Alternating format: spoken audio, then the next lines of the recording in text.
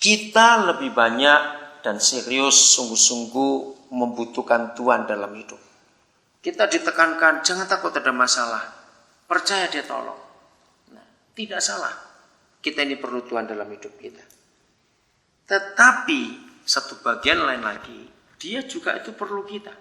Kalau gereja tidak membuat keseimbangan ini, maka kekristenan kita adalah Kristen yang sangat merugikan surga.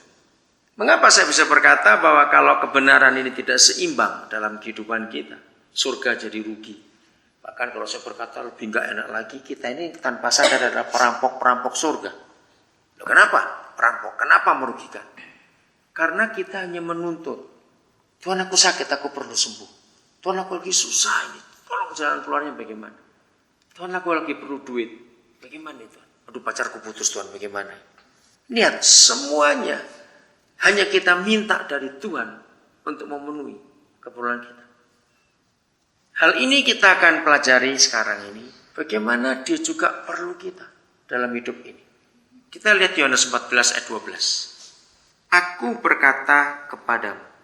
Nah, saudara, inilah salah satu dari sedikit saja. Perhatikan ya. Inilah salah satu dari sedikit saja ayat di Alkitab yang memberitahukan kita kriteria atau tanda-tanda atau ciri-ciri orang percaya itu apa.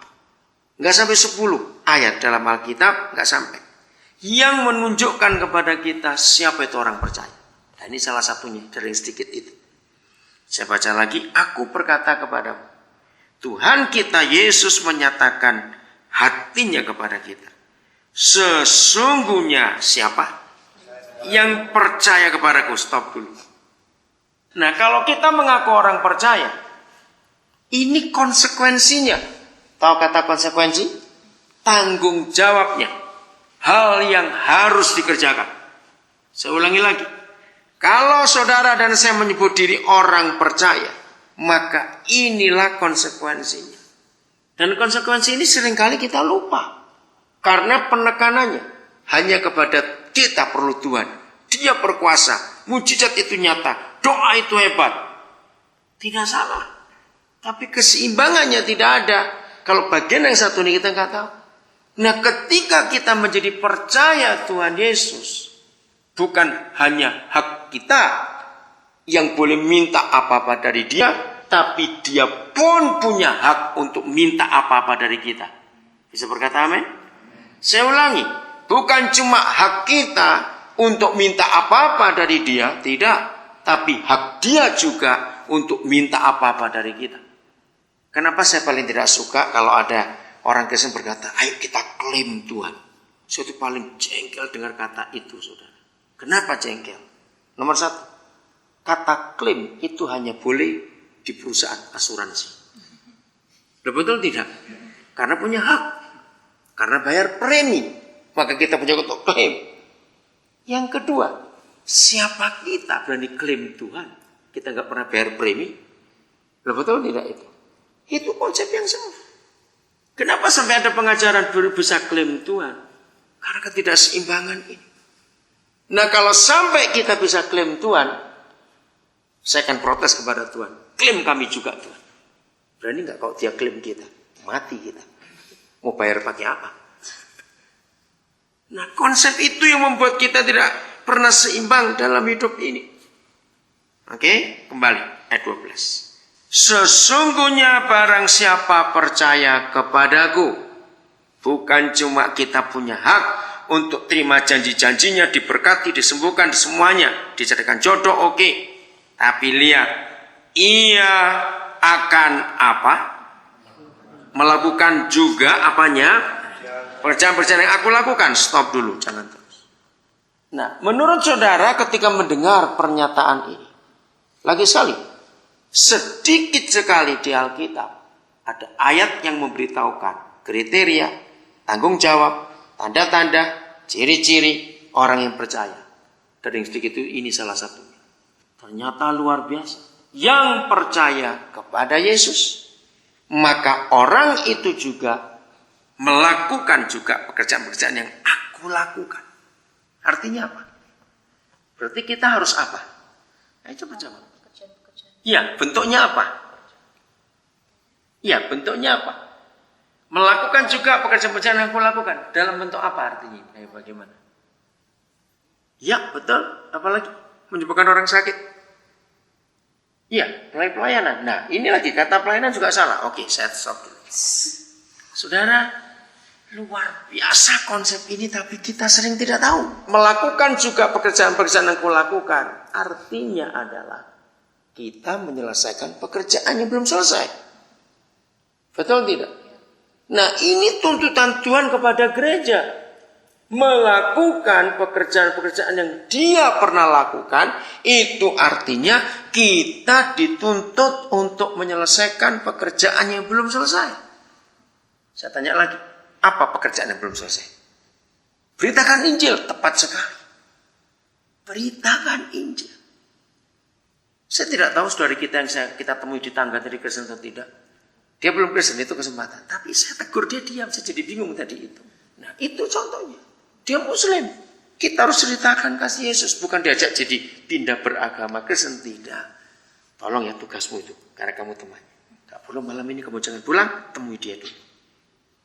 Jadi pekerjaan yang paling besar adalah saudara. Orang-orang masih banyak yang belum tahu dia. Renungkan ini. Menurut saudara. Mana lebih laku? Narkoba atau Injil? Lah, lihat itu. Kok bisa narkoba bisa lebih laku dari Injil? Ada yang salah dari kita. Renungkan. Tidak ada dosa yang gratis di dunia ini. Sadari itu baik-baik. Renungkan. Baru jawab ya atau tidak. Tidak ada dosa gratis. Mau berzina bayar. Mau mabuk beli. Mau judi pakai uang. Betul tidak? Semua dosa itu gak ada yang gratis. Tapi laku. Itu yang kita harus heran. Apalagi narkoba. Saya bukan bandar, cuma satu harganya. Sabu-sabu itu 1 gram itu 1.400.000 sekarang ini. Bayangkan. 1.400.000. Lebih mahal, jauh lebih mahal daripada emas. Dan lihat akibatnya. Bukan cuma mahalnya. Akibatnya. Baik atau buruk? Sangat buruk, bukan cuma buruk. Yang mati sudah berapa banyak? Yang ditangkap sudah berapa banyak? Yang dihukum mati sudah berapa banyak? Aneh sekali barang satu ini. Nah bayangkan, dampaknya sengeri itu. Harganya mahal, tapi laku. Injil itu gratis, katakan amin. Lalu dampak orang yang terima Injil seperti apa? Cepat ngomong. Baik, apalagi? Oh, cuma baik saja, salah kalau sudah cuma ngomong baik.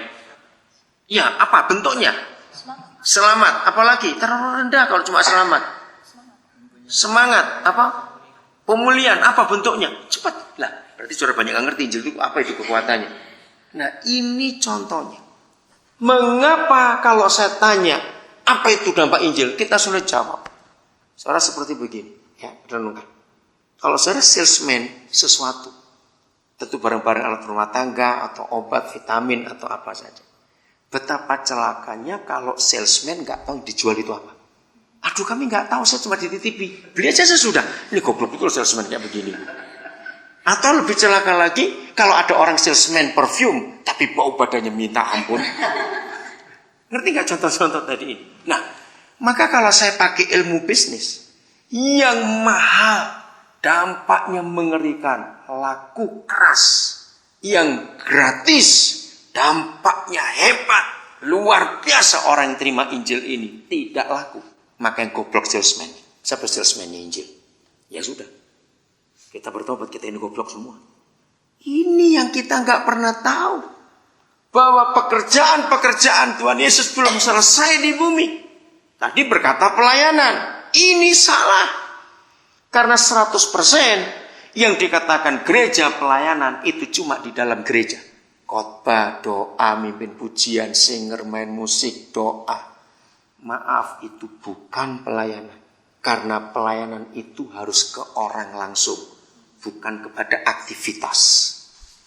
Kalau kita di gereja itu tanggung jawab.